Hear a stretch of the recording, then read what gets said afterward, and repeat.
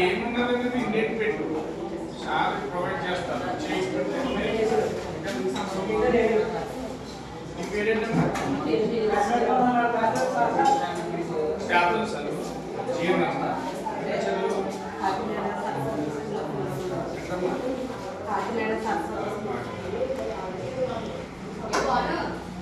మంచి ఉన్నాయి sir medicine పరంగా మెడికల్ పరంగా రాలేదు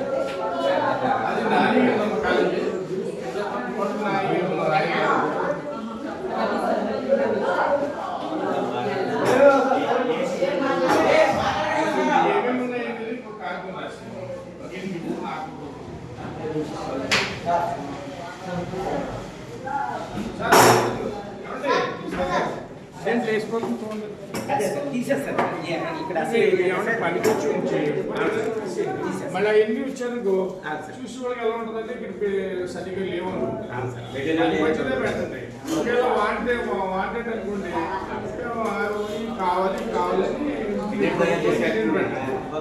మీకు సంబంధించిన అధికారులు ఉంటారు కదా పెట్టండి లేవు అని చెప్పండి దీనివల్ల ఆ పైన చూసి కూడా తప్పలేదు అంటే వచ్చారు కాబట్టి వీళ్ళ నాకు తెలుస్తుంది వీళ్ళందరూ పిలవకుండా మీరు అన్ని చేయించిన తర్వాత వస్తే ఈ ప్రాబ్లం మేము అడవుడుగా మీరు ఆల్రెడీ మీకు నెల ముందు చెప్పుకుంటారా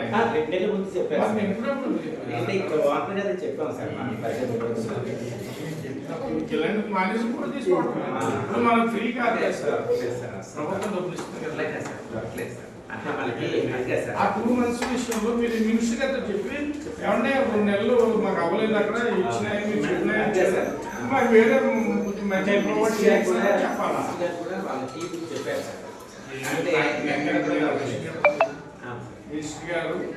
మినిస్టర్ గారు పిలిచినప్పుడు వ్యక్తి ఆయన ఎందుకు చెప్పాడు చెప్పినప్పుడు ఆయన చేయట్లేదు ప్రాబ్లం అనేది మీ మీదకి వస్తుంది అక్కడ ఉన్న అధికారులు అందరికి కూడా ఆయన మాట ఇచ్చేసారు 4 రోజుల్లో సెట్ చేసేస్తారంటే మీకు ఎందుకంటే అలా నాతో చెప్పాడు నాకు చెప్పానంటే మళ్ళీ నా మీద ప్రాబ్లం వస్తుందని నేను అడ్రస్ ఇచ్చి దానివల్ల మీరు మాట్లాడుతూ చాలా మంది వచ్చి ఉంటారు సార్ గౌరవంగా మాట్లాడారు సార్ ఏంటంటే ప్రెస్ వాళ్ళు ఎస్ఎఫ్ఐ చాలా ఘోరంగా మాట్లాడారు అసలు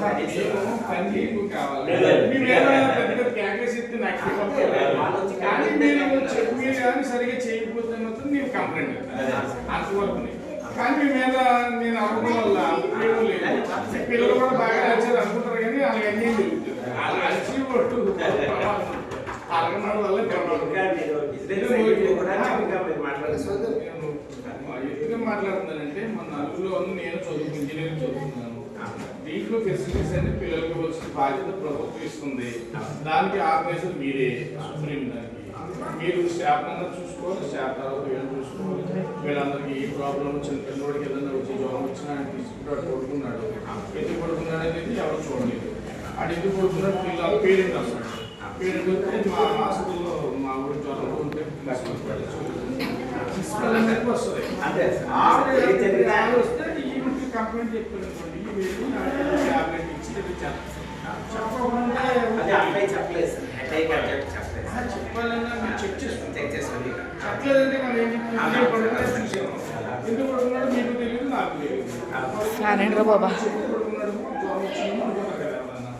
ఏం లేదు సార్ నేను రిక్వెస్ట్ అనుకుంటాను ఏమనుకుంటాను ఈ పిల్లలందరికీ ఈ బిల్డింగ్ విషయంలో అంటే మీరు మార్చేసారు కదా అక్కడ బాగానే ఉన్నారు అందరూ మేము కంప్లైంట్ చెప్పలేదు ఇక్కడికి వచ్చిన కంప్లైంట్ చెప్తున్నారు కాబట్టి మీరు చేయవలసిన బాధ్యత ఏంటంటే మొత్తం వీళ్ళకి ఏం కావాలని ఫెసిలిటీస్ సక్రమంగా ఇవ్వాలి ఫస్ట్ డిమాండ్ అది సెకండ్ వీళ్ళు సాటిస్ఫై అవ్వలేదు అన్సాటిస్ఫై అనుకోండి మీరు సఫర్ అవుతారు వీళ్ళందరూ కూడా అక్కడక్కడ చూసుకోవాలి పేరెంట్స్ వీళ్ళందరూ పేరెంట్స్కి ఇంటిమేషన్ ఇస్తారు. ఇంతకుముందు లేక హాస్టల్ వస్తే నాకు తెలిసి రెసిడెన్షియల్ అంటే హాస్టల్లోనూ అందరూ క్రమశిక్షణగా ఉంటారు. అందరూ కూడా నువ్వు బయటికి వెళ్ళు. ఇప్పుడు ఆ పరిస్థితి లేదు. క్రమశిక్షణగా తక్కువ ఉంటారు, ఫోన్లు ఉన్నాయి. ఎవరో నాలుగు పేరెంట్ వస్తారు, ఫోన్ తీసుకుని నాలుగే మా ప్రిన్సిపల్ మా స్టాఫ్ లేదు, నాకు చదువు రావట్లేదు, నాకు అసలు చేయట్లేదు, బాగాలేదు లేదంటే నాకు పేరెంట్ ఫోన్ చేసి మీరు మన వరకు కట్టబడి వేసుకోరంట. మనలాగా వెళ్ళి మనమే చేస్తున్నాం. పాలు కూడా ఇచ్చుకోండి కదా, మనమే చేస్తున్నాం. ఈ కంప్లైంట్స్ అన్ని మరి ఎలా వచ్చినాయి అంటే మీ లోపల జరిగే విషయం మాకు ఎలా తెలుస్తుంది? మీ పిల్లలకు ఉన్నటువంటి బాధలు కష్టాలు పేరెంట్స్ చెప్తారు. ఇప్పుడు నా అలాంటి వచ్చినప్పుడు చెప్తారు. ఇప్పుడు నాకు మీరు పక్కన వెళ్ళిపోండి కూడా చెప్తారు. మీరు ఫోటో ఉన్నారు కాబట్టి కొంచెం చెప్పలేక సార్ సార్ మాట్లాడతాను సార్ అంటారు.